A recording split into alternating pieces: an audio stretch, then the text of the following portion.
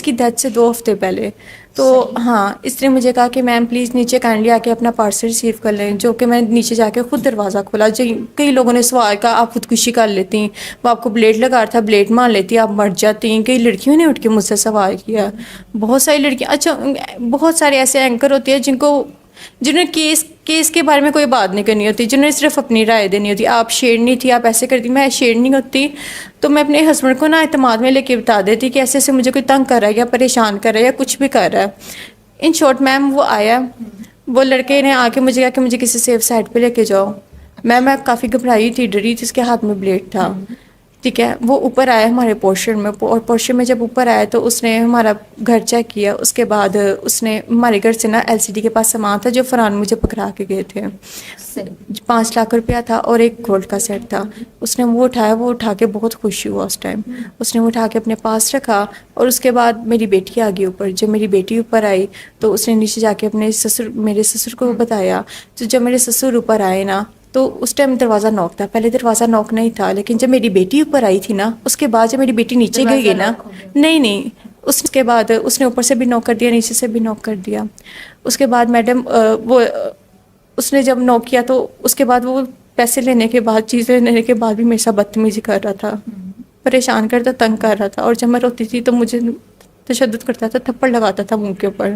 اس time اتنی ہی دیر میں، صرف آپ لگا لیں 10 سیکنڈس میں میرے سسر اوپر آئے. جب میرے سسر اوپر آئے نا تو انہوں نے دروازہ نوک کیا تو اس کے پیروں کے نیچے زمین نکل گئی. آج بھی مجھے اس کی آنکھیں یاد ہے کہ وہ ایک دم ہی ایسے ہو گیا تھا، ایک دم ہی ایسے شوک نہیں ہو جاتے ایسے. اس نے وہ سامان اٹھایا، اس سامان کا ایسے گرپ کیا اور وہ ادھر کچن کی طرف کو گیا اور ٹیرس سے اوپر سے جو سے چھلانگ لگا دے. جب اسے چھلانگ لگائی نا تو اس کا ایک فون ہماری ٹیرس میں گر گیا تھا. اور اس فون میں نا بچیوں کی ویڈیوز تھیں، چھوٹی چھوٹی 7 سال کی بچیاں تھیں سانولے رنگ کی. اور وہ 3 لڑکے تھے 2 لڑکے ان کے ساتھ جاتی کر رہے تھے اور ایک لڑکا اس. بسم اللہ الرحمن الرحیم. تو ناظرین، آپ نے یہ آمنہ کی باتیں سنی. آمنہ کیونکہ ایک عزت دار خاتون ہے تو 6 ماہ پہلے رئیس اسے ایک ان نون نمبر سے کال کرتا ہے، ویڈیو کال کرتا ہے. تو آمنہ کیونکہ ایک عزت دار خاتون ہے، وہ خاموش رہتی ہے اور وہ کسی کو اس کے متعلق کچھ نہیں بتاتی اور اس سے ویڈیو کال پہ بات کر لیتی ہے. تو 6 ماہ سے یہ سلسلہ جاری رہتا ہے. وہ نمبر بدل بدل کے جو ہے آمنہ سے ویڈیو کال پہ بات کرتا ہے. کیونکہ آمنہ ایک عزت دار خاتون ہے تو وہ اس سے ہمیشہ ویڈیو کال پہ بات کر لیتی ہے. تو یہی رئیس ڈلیوری بوائے، تو کیا ہوتا ہے ایک دن کہ وہ آمنہ کو ڈلیوری دینے آتا ہے. کیونکہ آمنہ ایک عزت دار خاتون ہے تو وہ اس کے متعلق کسی کو کچھ نہیں بتاتی. کیونکہ اسے پتہ ہوتا ہے کہ جس دن وہ ڈلیوری دینے آیا ہے، جس ٹائم وہ ڈلیوری دینے آیا ہے اس ٹائم اس کا سسر، اس کی بیٹی، اس کا خامن اور اس کی جو نندے ہیں اور دوسرے گھر والے ہیں، ساتھ والے پورشن والے، وہ کوئی بھی گھر میں موجود نہیں ہے. تو وہ بالکل، کیونکہ وہ عزت دار خاتون ہے، وہ رئیس کو عین اس وقت بلاتی ہے جب وہ گھر میں بالکل اکیلی ہے. تو کیا ہوتا ہے کہ رئیس گھر میں گھستا ہے، وہ ایک بلیڈ آمنہ کی کمر پہ رکھ لیتا ہے، ایک بلیڈ اس کی گردن پہ رکھ لیتا ہے.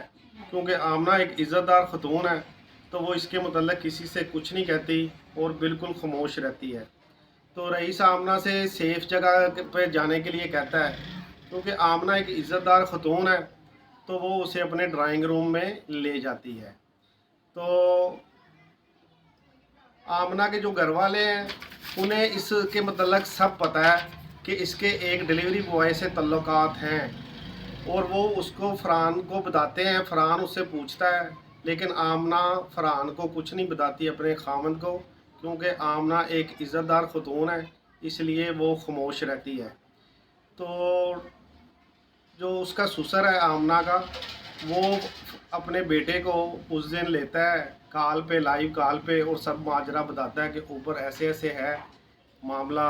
کیونکہ آمنہ ایک عزت دار خاتون ہے تو وہ اس کا خاوند اسے پوچھتا ہے تو وہ پھر بھی خاموش رہتی ہے. تو وہ ڈلیوری بوائے کو اپنے ڈرائنگ روم تک لے جاتی ہے کیونکہ وہ عزت دار خاتون ہے. تو جو رئیس ہے وہ ایک اس کی کمر پہ بلیڈ رکھا ہوتا ہے، ایک اس کی گردن پہ رکھا ہوتا ہے اور تیسرے ہاتھ سے وہ اس کو ٹچ کر رہا ہوتا ہے. کیونکہ آمنہ ایک عزت دار خاتون ہے تو وہ خاموشی سے یہ سارا ماجرا دیکھتی رہتی ہے. تو اس کا سسر اوپر آ جاتا ہے، پھر وہ جو رئیس ہے وہ بھاگ جاتا ہے، اس کا موبائل ہاتھ آ جاتا ہے. تو اس کے بعد جو آمنہ ہے وہ اپنے مگرمچھ کے آنسو بہاتی ہے، کیونکہ وہ ایک عزت دار خاتون ہے اور اپنے خاوند کو اعتماد میں لینے کی بھرپور کوشش کرتی ہے. تو ڈلیوری بوائے سے وہ دوبارہ کنٹیکٹ کرتی ہے اور 10 روز کے بعد، اس وقوع سے 10 دن کے بعد وہ ڈلیوری بوائے کو دوبارہ بلاتی ہے، کیونکہ وہ عزت دار خاتون ہے اور اس سے ملنے کا کہتی ہے. اور وہ ڈلیوری بوائے اس کے جھانسے میں آ کر اس سے ملنے کے لیے آ جاتا ہے. تو آمنہ اپنے اس عاشق ڈلیوری بوائے کو اپنے ہسبینڈ سے تشدد کرواتی ہے اور خود اس کی مووی بناتی ہے، لیکن وہ کسی سے کچھ نہیں کہتی، خاموش رہتی ہے، کیونکہ وہ ایک عزت دار خاتون ہے. تو یہ بہت سارے سوالات ہیں کہ ایک عزت دار خاتون کیا یہ کرتی ہے جو آمنہ کہہ رہی ہے.